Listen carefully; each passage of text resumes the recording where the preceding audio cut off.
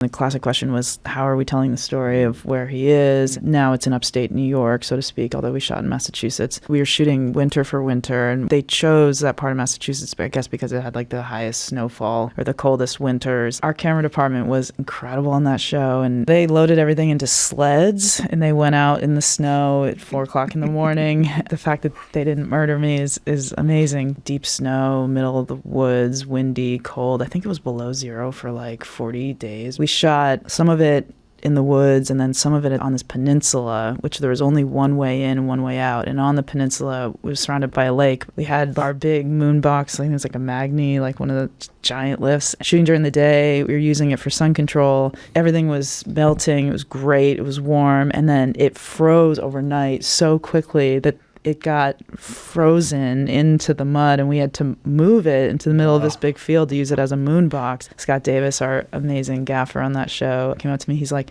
"It's stuck." And I was like, "What?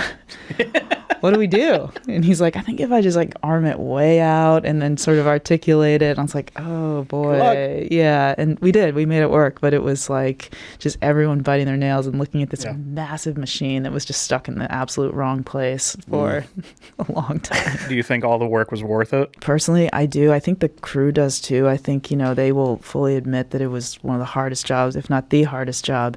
But I think it's worth it. I mean, it all ended up on screen. Like if we had blown snow or compromised something visually, it wouldn't have ended up in the same way. I mean, you feel the cold. Even, Michael C. Hall running through the snow. He's running in like 2-foot deep snow, and you feel his breath and his fatigue and all of that. And I think it is worth it. I think that's the way that you make that feel as real as you can. Yeah. I would do it again in a heartbeat. It was hard, but worth it.